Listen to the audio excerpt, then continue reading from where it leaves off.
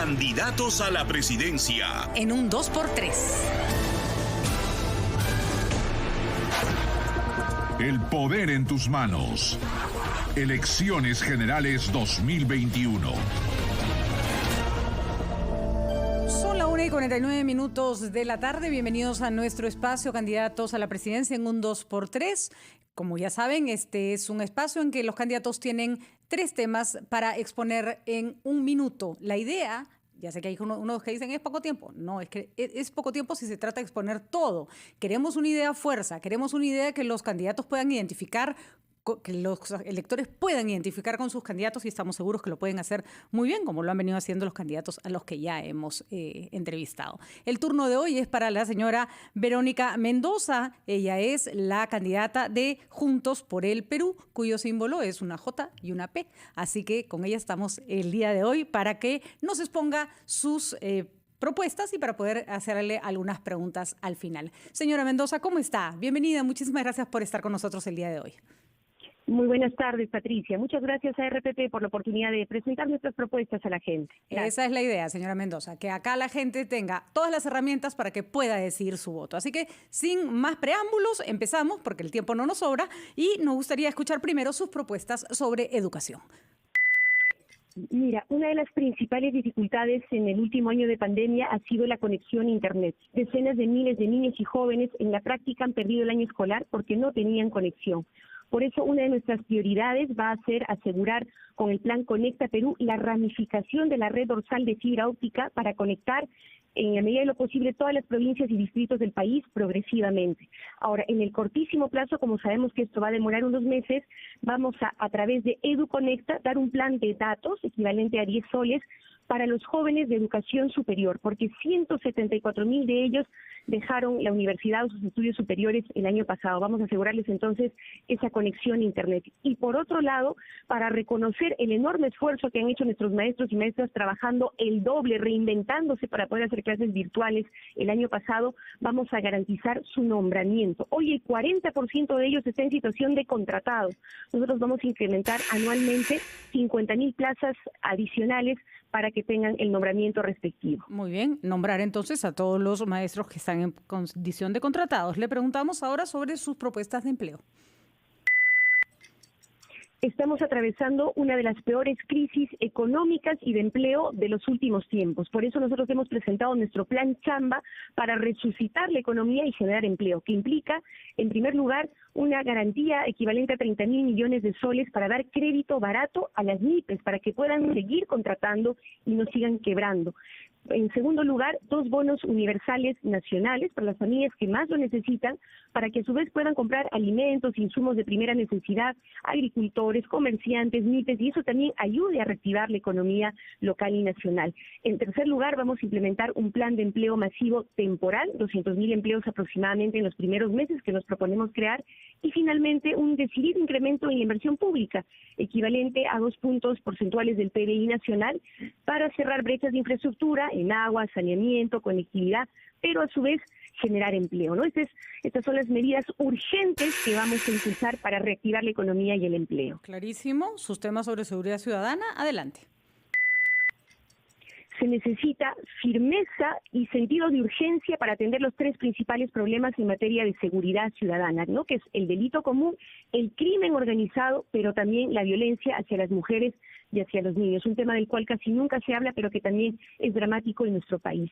Para eso nosotros sí vamos a impulsar decididamente una reforma policial, que empieza por mejorar la formación de nuestra Policía Nacional en ética, en integridad, pero también en las más modernas técnicas de investigación, de persecución del delito. Además, dotarla de las herramientas necesarias con la tecnología de punta, ¿no? Como la videovigilancia, el rastreo con GPS, que todas nuestras comisarías, por ejemplo, tengan el kit de criminalística, que no todas tienen, para que puedan combatir eficazmente al crimen organizado en particular. Y finalmente, capacitar y dar las herramientas necesarias a las comisarías para que puedan acoger oportunamente las denuncias de violencia que hacen principalmente las mujeres, para que no las dejen en el abandono. Muy bien, claramente sus propuestas, señora Mendoza, que las hemos venido escuchando, además, con consistencia, no solo en esta elección, en otras, apuntan a un Estado no diría más grande, pero que abarca más cosas, que se ocupa de más cosas.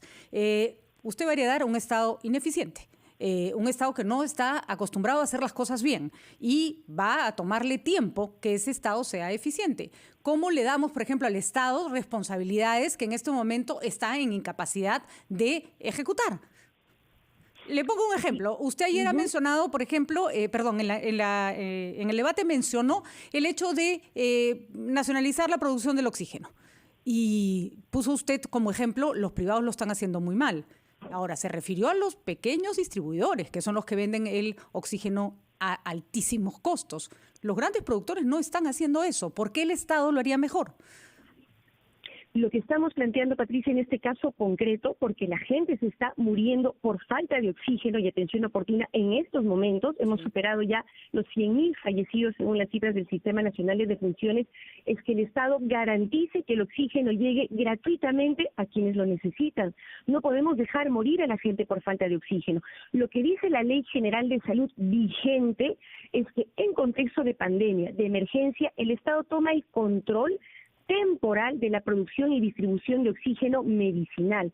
Seguirán produciéndolo y distribuyéndolo quienes lo están haciendo ahora, pero bajo la rectoría del Estado para que se priorice a quienes más lo necesitan y no se vuelva pues un objeto de lucro, ¿no? Como hemos visto con varios otros casos. Esto de manera temporal. De acuerdo. Y el punto es importantísimo si es que usted tiene un Estado eficiente. Porque el problema es que ahí donde el Estado tendría que haber garantizado un oxígeno gratuito, llámese los hospitales, el Estado no hizo su trabajo. Eso no es culpa del privado. El privado incluso estaba dispuesto a regalar plantas de oxígeno a hospitales donde el Estado fue incapaz de asumir su parte. Entonces le vuelvo a hacer una pregunta. Las intenciones pueden ser muy buenas, pero ¿cómo hacemos que este elefante se convierta en un caballo de carreras? Primero, Patricia, con voluntad política. No vamos a cometer el mismo error del actual gobierno que se le ocurrió, ¿no?, que no iba a haber segunda ola, así de simple. Entonces no aceleró el proceso de construcción de las plantas de oxígeno, los centros de oxigenación temporal, se quedó de brazos cruzados. No vamos a cometer ese error, vamos a atender con urgencia este tema y nos vamos a preparar, Patricia, como si fuera a haber una tercera ola.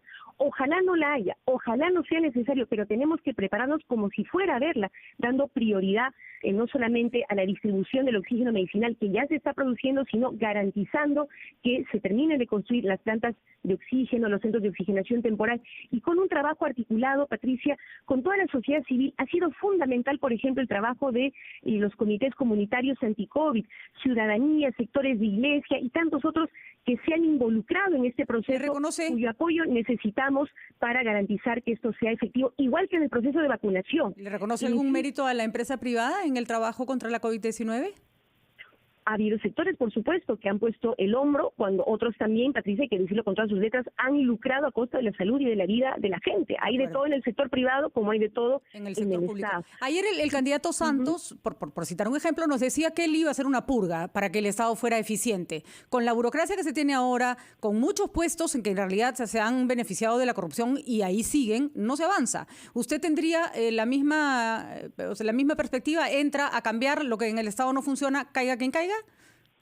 Por supuesto, Patricia, tenemos que implementar una reforma del Estado, con un Estado que recupere su capacidad de planificar, de ejecutar eficazmente lo que se propone, con transparencia total. Una clave, por ejemplo, para nosotros en la lucha contra la corrupción es garantizar que todos los antecedentes de los funcionarios públicos, los presupuestos, licitaciones, contrataciones de todos los niveles del Estado estén en Internet, accesibles al ciudadano, a la prensa independiente, para que puedan fiscalizar la ejecución, ¿no?, de los recursos, la toma de decisiones como un mecanismo para prevenir la corrupción, pero también para garantizar la eficacia de ese Estado. Y eso es una gran medida que se debería haber tomado hace mucho tiempo. Sin embargo, yo estoy hablando de puestos de trabajo. Por ejemplo, tenemos el Congreso de la República con más funcionarios, con más administrativos, con más empleados por congresista del mundo, o uno de los más altos. Tenemos en algunos ministerios muchísima gente que se ha quedado ahí años y que no ha demostrado y que más bien se han convertido en parte del problema, no de la solución. ¿Se atreverá a despedir y a achicar la burocracia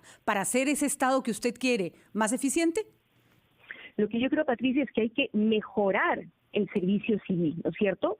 con adecuados procesos de concurso para la contratación, que no pueden ser a dedo, por amiguismo, ¿no? Como hemos visto en los últimos tiempos, sino en función de concursos con criterios previamente establecidos y públicos para que no haya amarres ni arreglos bajo la mesa. Mejorar también las condiciones laborales de los trabajadores, los servidores públicos. Creo que se puede perfectamente conjugar, ¿no?, una lógica de meritocracia y eficiencia con derechos, con el respeto de los derechos laborales de los trabajadores. En plena pandemia, Patricia, hemos visto como personal de salud que se la ha jugado, que ha estado en primera línea, no ha recibido sus remuneraciones a tiempo, no ha tenido EPPs, no se le han pagado los bonos, algunos están en CAS, no tienen seguro de vida, no tienen seguro de salud. Eso es indigno. Necesitamos funcionarios públicos bien capacitados y también bien remunerados y reconocidos. Muy bien, señora Mendoza, clarísimo, pero ojo, ojalá todo el Perú estuviera trabajando como trabajan nuestros médicos, ¿no es cierto? Hay el sistema estatal que hemos diseñado hace que las cosas se traben por uno y otro lado, así que habrá que apechugar cuando haya que sacar del sistema lo que no funciona. Muchísimas gracias, señora Mendoza, muchísima suerte en su campaña, que todo vaya bien. Patricia, muchas gracias. Buenas tardes. A usted, buenas tardes. Son las 12 en punto. Le deseamos suerte a la señora Mendoza, como a todos los candidatos. El espacio está abierto para todos los que quieran participar. Acá hacemos preguntas sobre el cómo, que nos interesa mucho cuando los candidatos nos exponen el qué. Nosotros preguntamos cómo lo va a hacer. Vamos a una pausa y regresamos. Candidatos a la presidencia. En un 2x3. El poder en tus